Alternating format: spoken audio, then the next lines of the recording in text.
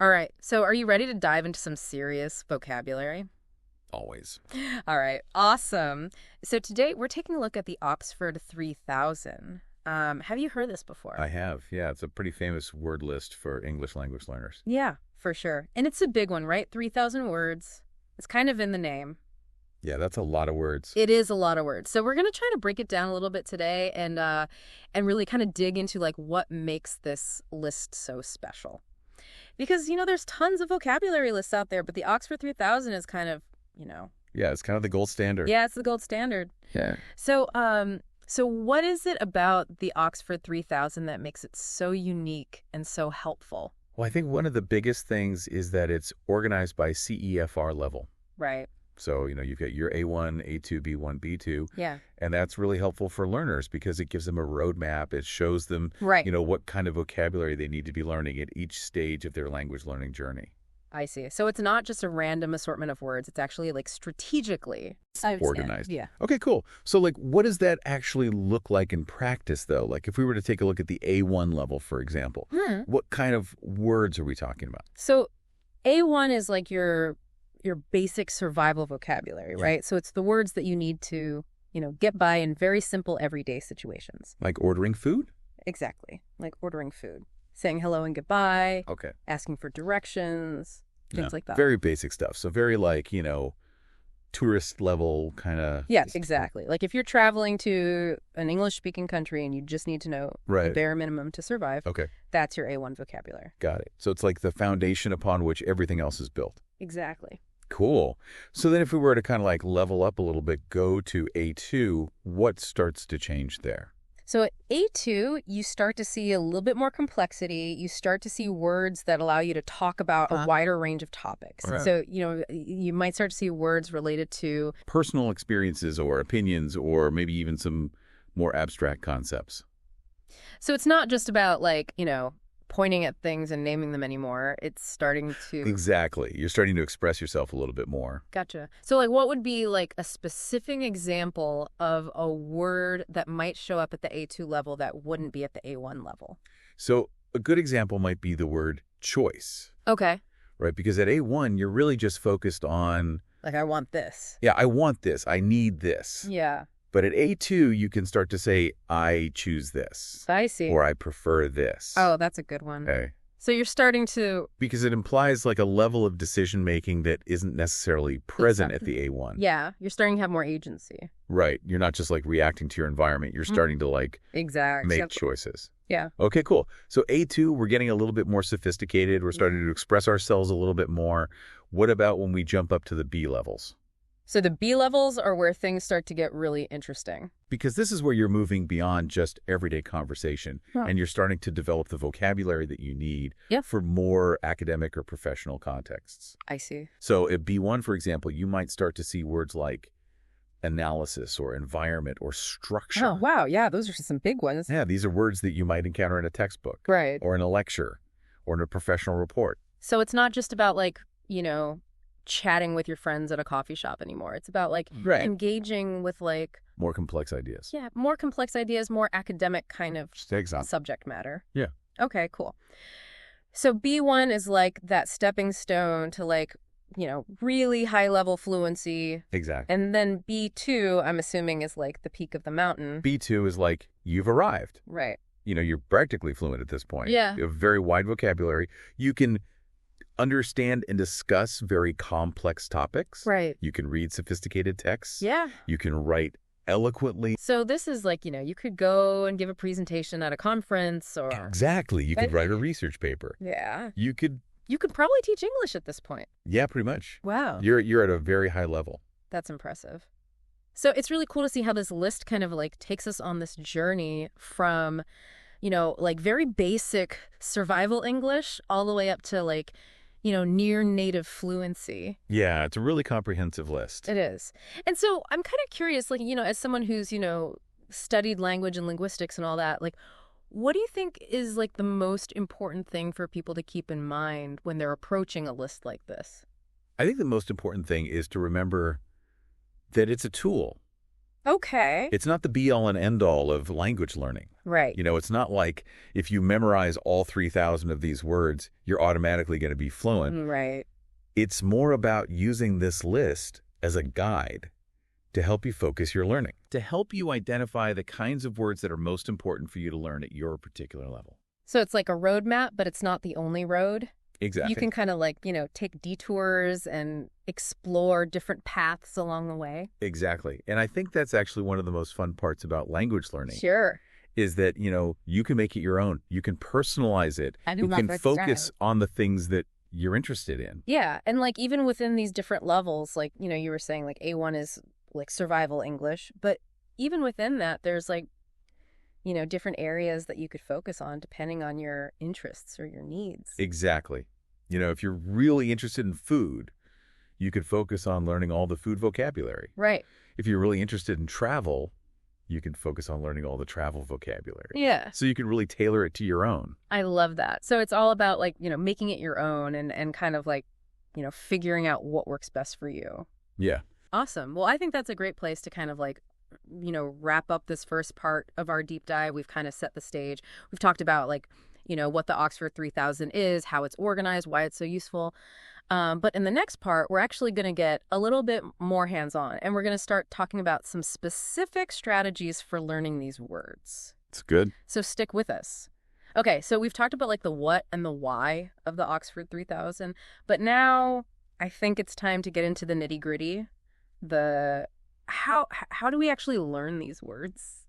Like 3,000 words? That's a lot. It is. Yeah, it can feel a little overwhelming. Yeah. But the good news is there are tons of different strategies out there. Okay, good. And you don't have to use all of them. You can find the ones that work best for you. Right. Pick and choose. Exactly. Yeah. So what are some of your like go-to strategies? Like if you were to give someone advice on how to tackle this list, where would you even start? Well, I think the most important thing is to make it fun. Because if you're not enjoying the process, it's going to be really hard to stay motivated. Right. That's like anything else. Exactly. If you're not enjoying it, you're not going to stick with it. Yeah. So, think about the things that you enjoy doing. Okay. Do you like reading? Do you like watching movies? Do you like listening to music? Yeah. Find ways to incorporate English into those activities. Oh, that's a good idea. So like if I like reading, like read English books. Exactly. Or if I like watching movies, watch English movies. Yeah. And don't worry about understanding every single word. Okay.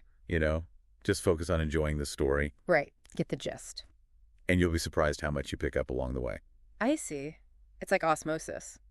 Kinda, yeah. Okay, that's cool. So that's like kind of a general approach, I guess. That's right. But what about like specific techniques? Like, are there any like, tried and true methods that you found to be effective? Yeah, for sure. So one technique that I really like is called spaced repetition. Okay, I've heard of that. Yeah, have you used it? I've tried it. I'm not always the best at like sticking with it, but Yeah, it takes a little bit of discipline. yeah. But it's really effective. So like, how does it work? Basically, the idea is that you review words at increasing intervals. Okay. So, you might learn a word today, and then you review it again tomorrow. Okay. And then maybe 2 days later, and then a week later, and then a month later. So it's like kind of like jogging your memory each time. Exactly. And each time you review it, it becomes a little bit more ingrained in your memory. So eventually it just like becomes like second nature? Yeah, hopefully. Okay, cool. I like that. And you were saying there's like apps that can help with that? Yeah, there are tons of apps out there. Oh, cool. Like Anki and Memrise and Quizlet. Yeah, I've heard of those. They all use spaced repetition algorithms Oh, wow. to help you learn and remember words. So they do all the hard work for you. Pretty much, yeah. You just have to like, show up and do the reviews. Yeah, exactly. Okay, cool. I like it. What about like other techniques? Like, are there any that are like, less techy, more like, old school? Yeah, for sure. So one that I really like is etymology. Etymology. That sounds fancy. It is. It's basically the study of the origins of words. Oh, interesting. So you know where words come from, how they've evolved over time. I see. And I find that when you understand the history of a word, it becomes a lot more memorable. It's like it has a story. Exactly. It's not just like a random collection of letters. And it can also help you understand the meaning of the word better. Right, because like sometimes words have like, roots in other languages or Exactly. like Latin or Greek or something. Yeah. And so if you understand those roots, it can help you kind of decode the meaning of the word. Oh, that's cool. I like that. So it's like you're not just learning the words, you're learning like the whole history of the word. Exactly. That's awesome. So etymologies, spaced repetition. What other magic tricks do you have up your sleeve? Well, another one that I think is really helpful is using mnemonics. Mnemonics. Yeah, have you ever used those? Mnemonics. I feel like that's like something I vaguely remember from like high school. Yeah, it's like a memory technique. Okay. Where you create like a little rhyme or a story or an acronym to help you remember something. Oh, right. Like what's that one? Like, my very educated mother just served us 9 pizzas. Exactly. Yeah, that's a good one. That's to remember the planets, right? Yeah. Okay, cool. So you can do that with vocabulary too. Yeah, absolutely. So, for example, if you're trying to remember the word auspicious, Auspicious. which means favorable or promising, Okay. you could create a mnemonic like an auspicious occasion calls for applause. Oh, I see. Because auspicious and applause kind of sound similar. Exactly. Okay, cool. So you're like connecting the word to like a little phrase that's easier to remember. Yeah, exactly. Okay, I like that. Yeah. And it can be like anything, right? Like it doesn't have to be like a rhyme or an acronym. Mm-hmm. It could be like a story or it could be anything that works for you. Okay. Some people like to use mental images. Oh, that's a good one. So they'll create like a little picture in their mind that represents the word. So like if it's like a happy word, it'll be like a picture of like a puppy or something. Exactly. Or if it's a word like abandon, you might picture like a deserted island. Oh, that's a good one. Yeah, so just find something that helps you make a connection between the word and its meaning. Okay, cool. So it's all about like making those connections and finding those patterns and like, Exactly. yeah, making it stick in your brain somehow. Yeah, and the more creative you are, the better. Okay, awesome. Well, I'm feeling like a lot more equipped to tackle this list now. Good. Like I feel like I have some actual tools that I can use instead of just like, staring at this giant list of words and being like, Yeah, it's all about breaking it down and finding what works for you. For sure. And like you're saying, like, it's a marathon, not a sprint. Exactly. So we don't have to learn all 3,000 words like tomorrow. No, just take your time and enjoy the process. Enjoy the process. All right. I love it. Well, I think we've given our listeners a lot to chew on in this part. Hopefully. Hopefully. But I think we have one more big question to tackle. Okay. Which is, if you could only choose one level of the Oxford 3000 to focus on right now, which would it be and why? Ooh, that's a tough one. I know, right? It's a good one, though. It is a good one. So we're going to put you on the spot in the next part. Don't go anywhere. No. All right. So the $1 million question. If you could only pick one level of the Oxford 3000 to focus on right now, which would it be? Okay. And why? This is tough. Yeah. Because it really depends on where you're at Right. in your language learning journey. Like, are you starting from scratch? Are you kind of intermediate? Yeah. What are your goals? Yeah. Like, what are you hoping to achieve? Right. If you just want to travel and order food and stuff. Yeah. You probably don't need to worry too much about the B levels. Right. A1, A2 is probably good enough. Yeah, exactly. But if you're like, I want to go to university in an English-speaking country. Yeah. Then you're going to need those B levels. Then you got to step it up. Yeah, for sure. So, okay, let's break it down then. Let's say, I'm a complete beginner. Okay. I know 0 English. Yeah. Where do I start? A1. A1. Yeah, for sure. No question. That's your foundation. Right. It's like learning the alphabet. Okay. You can't run a novel until, the alphabet. Got it. So A1 is all about, just getting those basics down. Exactly. Okay, cool.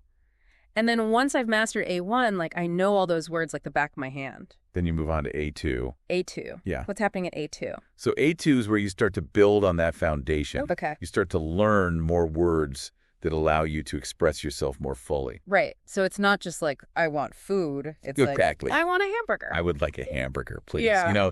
You can start to be a little bit more polite. A little more nuanced. Yeah. Okay, cool. So A2 is I can actually have a conversation now. Exactly. Awesome. Okay. So then I'm feeling pretty good about my English. I can, chat with people. I can order food. I can, get around. What's next? Well, if you're feeling ambitious... Okay, I am. Then you can move on to B1. B1, all right, bring it on. So B1 is a big jump. Okay. It's where you start to develop the vocabulary that you need for more academic or professional contexts. So this is I could write a research paper. Yeah, potentially, depend on the topic, obviously. Right. But you're starting to learn the kinds of words that you would need to discuss complex ideas. Got it. So B1 is like, I'm ready for university or I'm ready for a job in an English-speaking workplace. Yeah. Okay. Okay, cool. And then B2 is like, I'm basically Shakespeare. Pretty much. Yeah. B2 is like, you've arrived. Right. You have a very wide vocabulary. You can understand and discuss pretty much any topic. Wow. You can read sophisticated texts. You can write eloquently. So B2 is like, I could be a diplomat or I could be a novelist. Yeah, you can do pretty much anything you want at that point. Amazing. Yeah. Okay, cool. So we've kind of laid out like, the different levels and what each one kind of entails. But like if you had to pick one, like just one to focus on right now, like what would you say is like the most important? I think for most people, okay, A2 is a really sweet spot. A2. Yeah. Yeah. Interesting. Why A2? Because it's that level where you can actually start to have real conversations. Right. You can go beyond just the basics. Okay. And you can really start to connect with people I see. in a deeper level. So it's like you're fluent enough to like, not be frustrated. Exactly. But you're not so like advanced that you're like intimidated. Yeah. And I think for a lot of people, that's like the goal, right? Right. Just to be able to like, talk to people and like. Yeah. To have a conversation, to share your thoughts and ideas. Yeah. To understand what other people are saying. Awesome. Well, I think that's a great takeaway. Like if you're feeling lost and you don't know where to start, Yeah. A2 is a great place to aim for. For sure. Cool. All right. Well, I think we've covered a lot of ground today. We talked about the why and the how of the Oxford 3000. Yeah. We've broken down the different levels. We've given you some strategies for learning. Hopefully we've inspired you to expand your vocabulary. Yeah, I'm feeling inspired. Good. I'm ready to go learn some new words. Awesome. All right. Well, that's it for today's deep dive. Thanks for joining us. Yeah. Thanks for having me. And we'll catch you next time.